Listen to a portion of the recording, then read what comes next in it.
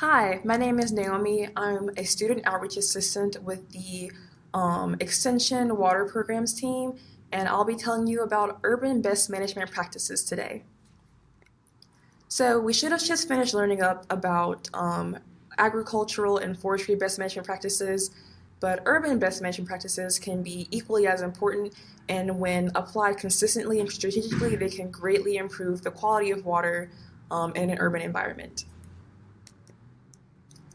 A majority of the US population lives in urban environments where we have compact housing and plenty of resources for the community. But along with that, as you can see in this image here, there's a lot of land development. So that means more buildings, roads, sidewalks, and we're not seeing a lot of vegetation. We have a few trees along the side of the road, but as far as maintaining the hydrologic cycle and controlling the volume of water that would be there during a rain event, these trees are going to have a lot of work cut out for them unless we try to make some changes. Here you can see an example of some of the problems that we deal with when it comes to urban environments. On the left, you see what looks to be some oil pooled on the pavement, and in the center there's some litter that is dispersed throughout the gutter. Now, when a rain event occurs, these pollutants, that oil and that litter, is going to be swept into a storm drain and unfortunately find its way into our rivers, lakes, and streams if we don't do something about it. This image here illustrates how urban hydrology can be affected by traditional stormwater management techniques. Now we have a house over here with a downspout. Now when it rains, the water will come down off the roof through the downspout and over several impervious surfaces and into a storm drain where it is discharged into an urban stream, and that water is untreated. It's going over several impervious surfaces, so it's not being absorbed in any way. It's all going directly into the stream, and that high volume of water can lead to erosion along the stream bank, which is detrimental to the curvature of the stream, and ultimately that will lead to more erosion and sedimentation. So here are 4 major non-point source pollutants that we want to be aware of in urban environments. The first being pathogens. Now this can come from fecal matter, the bacteria that can be in fecal matter. This can be pet waste and maybe even human waste if someone changes a diaper, on a whim in a parking lot and doesn't dispose of it properly. That waste can deposit bacteria into our bodies of water. Toxic substances from spilled oil and grease. Now we have cars, they often can leak fluids. They can leak wiper fluid and even motor oil or fuel. And restaurants might not always properly dispose of their grease, or if they throw something out in their trash and it leaks out of the trash can and finds its way into the pavement, those chemicals and that grease can all be swept into our storm drains during a rain event. Nutrients from excess fertilizer. Now, particularly in the US, we love our bright green lawns and we heavily maintain all of our sports fields, our soccer fields and football fields, as well as any agricultural area. And when we do that, that can lead to excess potassium, nitrogen, and phosphorus finding its way into our water bodies. And with sedimentation on construction sites, I'll say that the area of land that is not protected from rainfall is vulnerable to erosion. And when that happens, that sediment can find its way into our rivers and increase the turbidity of our streams, which can lead to more erosion. And sedimentation in streams is also detrimental to the health of aquatic organisms for a myriad of reasons. Now, to help remedy some of these issues, we can look to low-impact development and green infrastructure. Now, when it comes to low-impact development, the goal is to manage runoff as close to the source as possible, and to help maintain ecological and hydrological functions that were naturally occurring before there was any human interference. These design principles put a heavy emphasis on conservation and the use of natural features. So we want to have as little disruption as possible when we are developing new structures in our growing society. Now here you see an example of LID. We'll get into plenty of examples in a moment, but compare this image to what we saw first, which was a street, a sidewalk, and some buildings, and not very much vegetation. And we have this area here that is not only full of vegetation that can help catch and filter runoff, but it's also beautiful and it enhances the aesthetic appeal of this area. Now, as we discussed, when it comes to the issue of runoff in urban environments, impervious surfaces are the main perpetrators. So these are any surfaces that water is not able to penetrate or percolate through, because what we want to happen is for water to be able to seep through either soil or some sort of medium to be filtered and stored, but that cannot happen with impervious surfaces. Something that we can do to help this is replace these impervious surfaces with pervious surfaces that do allow for rainwater to soak into the ground. So we can replace some of our pavement and sidewalks with more pervious materials that will allow this to happen. Now, our first structural practice that I'll introduce are infiltration systems, and some examples of these are infiltration basins, porous pavement systems, and infiltration trenches and wells. Here you can see an example of some permeable pavement, or this is interlocking pavement. So there are different types of permeable pavement that you can use. You can get a mixture of permeable asphalt or concrete, and that is sort of a gravel that is porous and will allow water to seep through. Or you can get interlocking pavement or pavers like we see in these images to the left. And the one on top even has some greenery in between the pavement. The one on bottom doesn't, but they both serve the same purpose of allowing water to percolate through the surface that we can either walk or drive on, as opposed to having it be your traditional impervious pavement.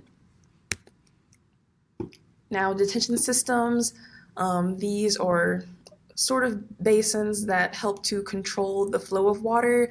They don't help so much with improving the quality of water due to the lack of vegetation with their development, but they are still beneficial for helping reduce flooding and control runoff.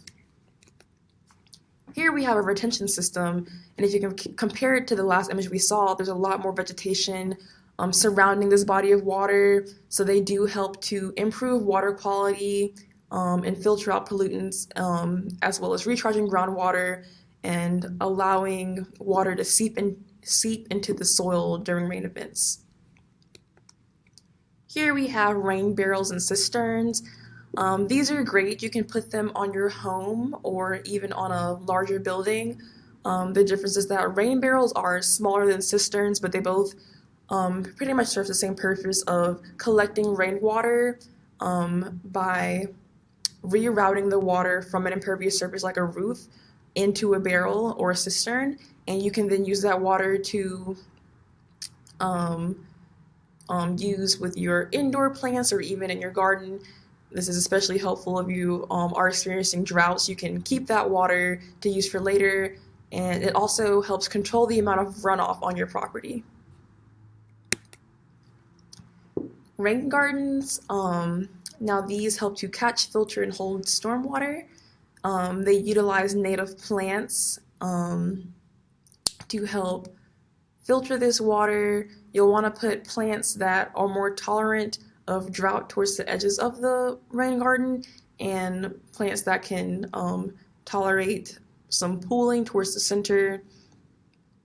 These can improve the aesthetics of your yard or whatever environment you put them in, and they also can attract wildlife such as birds, bees, butterflies, and you don't have to worry about mosquitoes, because although these do hold water, it should drain within 48 hours, which is not enough time for mosquitoes to breed and establish themselves. Next, we have wetland systems. Now, these are designed to mimic natural wetlands, and they provide physical, biological, and chemical processes that help to break down pollutants, and they are also very biologically diverse, and they provide habitat to many macro and microorganisms. Aside from constructed wetlands, we also should keep in mind that we must protect any naturally occurring wetlands, and fortunately, they are protected under the Clean Water Act, so any land development on or around a wetland is highly regulated. Next, we have grassline swales. They help to decrease soil erosion by providing ground cover, and like many of these other practices, they catch, hold, and filter runoff. And you can compare these to maybe you've seen concrete trenches along some roads that just send that unfiltered water directly into a storm drain, while here it has some water to filter, some water and gravel to filter it before it reaches our storm drain. Filter systems, they use gravel, peat, and compost to help remove contaminants from urban environments. So as the water leaches through that gravel, it's removing pollutants so that it's so that the water is treated before it finds its way into our bodies of water. And vegetated systems, or biofilters, or bioswales, might be another name for them. These are vegetated areas of grass that filter stormwater as it flows across the land surface, and they help to treat runoff in smaller areas. And they can help to treat runoff in small or large areas. Now here's another example from Birmingham. This is Railroad Park. It's a very large landscaped area that you may be familiar with, but they have incorporated multiple green infrastructure practices into this area. There are tree canopies, rain gardens, and pervious pavement, along with a few other things that help to maintain and improve the quality of stormwater. Education and planning are important non-structural best management practices. The general public is usually unaware of the hazards of non-point source pollution and the ways in which their individual actions may be contributing to the problem in their watershed. Maintenance is important because we need to identify someone to take responsibility and maintain the care of these practices beforehand. Not all BMPs need maintenance or management, but when they do, you need to make sure that this is established, who's going to be taking care of it before it's too late. People who care for it need to be aware of the upkeep and be willing to participate in that. A comprehensive plan dictates public policy in terms of transportation, utilities, land use, recreation, and housing. Having a plan for the future development of a city as a whole will lead to cumulative impact. It's very important to plan for the implementation of many different BMPs. It can take time for things to change, and often you'll see pushback from the public when trying to implement LID or green infrastructure. Here we have listed some causes for that. First is a lack of understanding or knowledge about what green infrastructure is and how it could benefit them. 2 is a lack of funding. 3, insufficient technical knowledge and experience. 4, conflicts with existing regulations. 5, deficiency in data demonstrating benefits, costs, and performance. And lastly, 6, reluctance to change existing paradigms and systems. These are all things that you could address when trying to sell LID or GI to a person.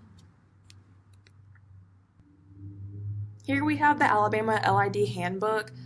This addresses some problems and outlines the costs and benefits of various low-impact development projects.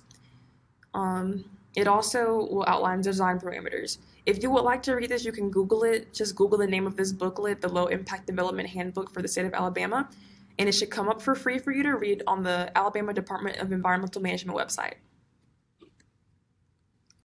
So speaking of things like the 303D list, let's talk a little bit more about water quality law and policy in Alabama. In 1972, the federal government promulgated the Clean Water Act. This was in response to some pretty serious and egregious pollution events where rivers were catching on fire. It was an opportunity to understand and regulate what is being discharged into surface waters in the United States. There are 3 types of water quality standards grouped in the Clean Water Act by surface water quality standards, that is our rivers, streams, lakes, bays. Effluent standards, those water quality standards governing what may be discharged, for example, from wastewater treatment plants. And then drinking water standards. What is it, the maximum and minimum contaminants that are allowed in our drinking water? There are several federal laws. You might note the dates of these, the late 60s and early 70s. There was a lot of momentum to enact these rules to protect water quality and to make environmental resource management more of a mandated rule. For example, the National Environmental Policy Act. This is an act that requires environmental assessments or environmental impact statements overseeing projects that receive federal money to determine if there will be any sort of environmental harm that needs to be mitigated or what the plans can be to minimize those impacts. The Federal Insecticide, Fungicide, and Rodenticide Act in 1972 outlining the correct usage of those pesticides that address insects, fungi, and rodents. Endangered Species Act, you can see some of these have a couple of dates where they were enacted and then there were new rules put into place. The Endangered Species Act, of course, looks at what needs to be done to protect the habitat and the species that are considered threatened and endangered and in critical concern of extinction. The Comprehensive Environmental Response, Compensation, and Liability Act looks at sites you might be familiar with, like Superfund sites. When there is a large-scale impact, who is responsible for cleaning that up and for mitigating any potential damage to soil and water?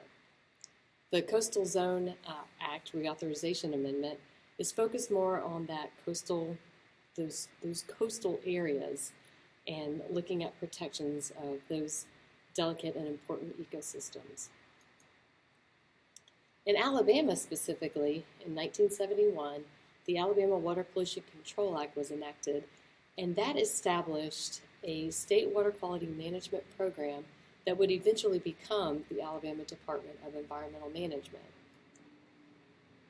Alabama, as a state entity, abides by a riparian doctrine rule, which is that landowners adjacent to streams or rivers or surface waters have a reasonable use of the water in that water body. That is, if you are adjacent to a stream, you may use water in that stream for your benefit, but not at the detriment of downstream users. Examples of reasonable use include drinking water, watering livestock, landscape watering, and irrigation of row crops. So again, you're allowed to use that water, but not at the detriment of downstream users. And this is where occasionally you will see concerns with reasonable use taken up as court cases. In 1982, the Alabama Environmental Management Act created the Department of Environmental Management, and this was to provide a comprehensive and coordinated program of environmental management that includes permitting and issuing violations for people who act outside of the rules. In the Field Operations Division, this is where a lot of the water quality monitoring programs are housed, and these include 6 main areas of coastal waters, rivers and reservoirs, rivers and streams, wetlands, fish tissue monitoring in partnership with the Department of Public Health, and a compliance monitoring program. A lot of this information is in great detail in the Alabama Watershed Stewards Handbook, so I encourage you to take a look at that for more information. Moving on to the state water quality standards. The Alabama Department of Environmental Management has the home rule of Alabama by EPA to assess and monitor the quality of streams and rivers, reservoirs, and bays. And they use their water quality assessment and listing methodology. As an example, when there is an assessment of a water body, using pH as the example, for the 7 water classifications that we'll cover in just a moment, the pH standard is a minimum of 6 and a maximum of 8.5. So water bodies are considered within standards when they are within this range. pH of less than 6, I think there might be some special exceptions in coastal areas, would be considered outside the range, and greater than 8.5 would also be considered outside the range. So that's how surface water is assessed. For drinking water, of course, if you're on a private well, you are responsible for monitoring the health of your well water. If you are on city or county water, then each year you will get a consumer confidence report that outlines the contaminants that have either been tested for and not determined to be above that maximum contamination limit, or that have been tested for and there may be a concern. Most of these consumer confidence reports are online, so you can absolutely take a look and get more information on your local drinking water quality. That Safe Drinking Water Act of 1974 helps set the standards for whether or not a contaminant may harm human life, whether it can be detected in drinking water, and whether it is known in drinking water. Let's talk a little bit about how the surface water assessment and what you've learned about Department of Environmental Management and their Field Operations Division, how they use the data that are collected. Well, we have, as states do, water body categorizations. That is, that water quality assessment process compiles the information, assesses and synthesizes that data, and then evaluates whether or not streams and other water bodies are meeting their water use classification. Are they supporting the designated use? There are 7 designated uses outlined for the state of Alabama, and you can see here they're from 1 to 7, with those that are the highest water quality listed first, the outstanding Alabama water, followed by public water supply, swimming and other whole body contact, shellfish harvesting, fish and wildlife, limited warm water fisheries, and agriculture and industrial. When the Clean Water Act was promulgated in the early 70s, the hope was that we would reach fish and wildlife standards for surface waters across the nation by the 1980s. Well, we've made great accomplishments, huge improvements in water quality, and a lot of that's come from monitoring the point source discharges. And so this will be a recurring theme during this session, that now our focus is mostly on non-point sources of pollution. But back to our water body designations.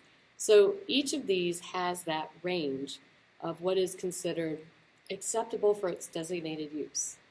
Public water supply has a more stringent bacteria and pathogen optimum range than, say, limited warm water fisheries.